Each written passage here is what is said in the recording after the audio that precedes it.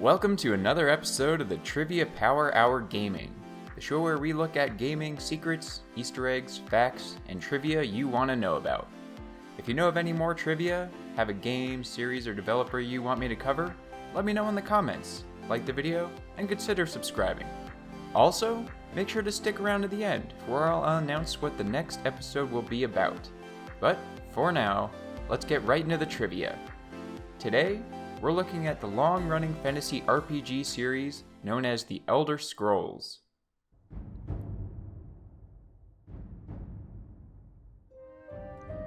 Morrowind was the first Elder Scrolls game to be released on consoles as well as PC, which contributed to it reaching a much wider audience than the previous PC-exclusive games. By September of 2002, after releasing in May on PC and June on Xbox of that same year, the game had sold over 200,000 copies. By 2005, that number would surpass 4 million. The Elder Scrolls III, Morrowind, has a strange item called the Pilgrim's Lantern. What makes this particular lantern odd is that it has the longest light life in the game, obviously excluding items with infinite light life. It has 999,999,999 seconds, or close to 32 real-life years of time before running out. Why it wasn't just given an infinite amount of light could be an oversight, or a leftover from the developers forgot about before the actual infinite candles and lanterns were put into the game. Morrowind is the only game in this series to be missing a month. Morningstar was present in Arena and Daggerfall before Morrowind, and all games afterward, leading many to believe it was an oversight. Another possibly forgotten detail in the game is the aptly named Pool of Forgetfulness, which has no discernible purpose in the game. It could be that the pool's effects only applied to the developers. Possibly. In an interview with IGN, Todd Howard, the project leader on Morrowind, was asked what areas they were looking to improve in with Morrowind. He listed 3 main areas, the first of which many fans will probably find pretty funny. Areas to improve, Howard began. Let's see, in order. Number 1, bugs. 0 bugs. We're sick of it. It's too bad Daggerfall had so many on release. We did 7 patches. We had a patch team. We knew we screwed up. We put in the time to fix it, but many people weren't able to enjoy the game because of them. We're taking a great many steps to make Morrowind as clean as possible. We have to be way, way better than the average game on this one.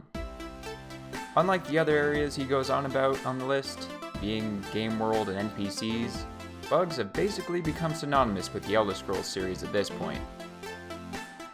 If the player ends up doing the Sad Seer quest after completing the main story, they would actually get a teaser for the next game in the series well before it was released. When telling the player's future, Offred Whitelip will say, "When the dragon dies, the Empire dies. Where is the lost dragon's blood, the Empire's sire? And from the womb of the void, who shall stem the blood tide?" The dragon references the Septim family's emperor, whose death in Oblivion is the cause of the Gates of Oblivion opening, and the subsequent chaos.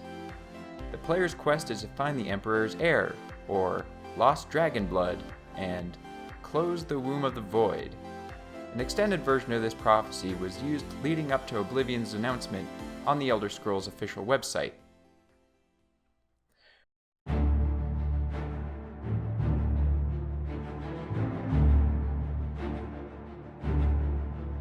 Oblivion features an NPC named Jackbin, Earl of Imbel, which is an anagram of Jack Be Nimble.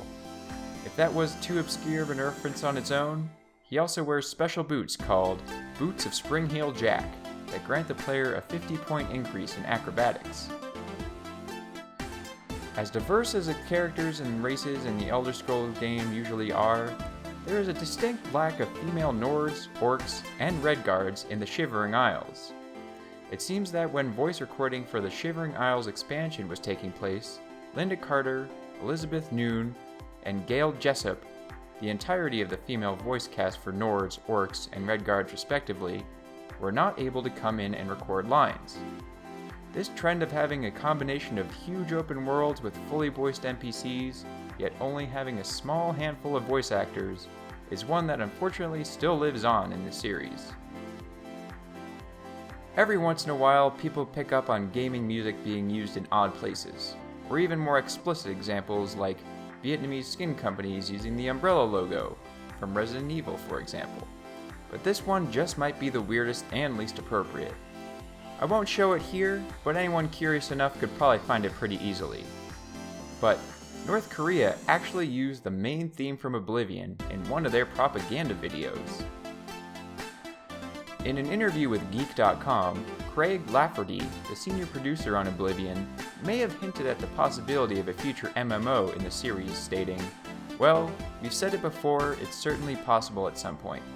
As a producer, I tend to focus more on what I'm doing at the moment than what we might be considering down the road." While Lafferty would be the lead producer on Skyrim, he doesn't appear to have played a role in The Elder Scrolls Online.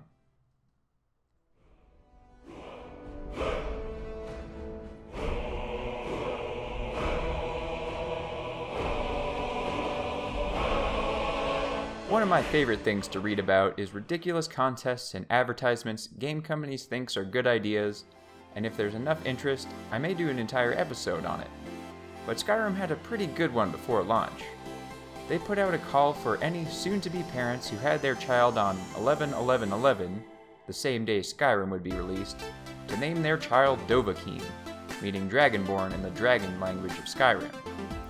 The winning couple, Megan and Eric, named their son Dovahkiin Tom Kellermeyer. What did they receive in return for turning their child into something of a living advertisement for Skyrim? A Steam key good for all past and future Bethesda games. At least it seems like they thought ahead and will probably have him go by his middle name of Tom, but still.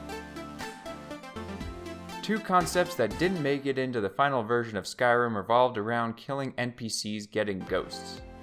Apparently, if the player killed an NPC with a family, their ghost was intended to appear and follow around their surviving family members. Also cut was unique conversations that would happen when speaking to the family members of an NPC that the character had killed. On the voice acting side, there were a number of notable actors cast in Skyrim. This includes Max von Sydow, the Emperor Ming on Flash Gordon, and more recently the Three-Eyed Raven in Game of Thrones, Christopher Plummer, known for many roles, Michael Hogan, who is Colonel Ty on Battlestar Galactica, and Joan Allen, who is Pam Landy in the Bourne films. The one most people probably wouldn't notice, though, is Charles Martinet, who is most known as the voice of Mario, who played the dragon Parthenax. The Draugr are probably one of, if not the, most common enemy the players will see in Skyrim, populating most dungeons. Probably in an effort to keep them as visually interesting as possible over the dozens, or in some cases hundreds of hours players will spend fighting them, their appearances are actually randomized. While this seems like an easy way to provide some variety, they neglected to notice that the random parts were not gender specific, leading to instances where Draugr could have female bodies with a fully bearded head. Thanks for watching this episode of the Trivia Power Hour Gaming. Next episode, we'll be doing my first top 10 video, looking at the top 10 forgotten games made by big developers, so subscribe to make sure you don't miss it. In the meantime, you can check out some of my other videos you may have missed for even more gaming trivia I know you'll like.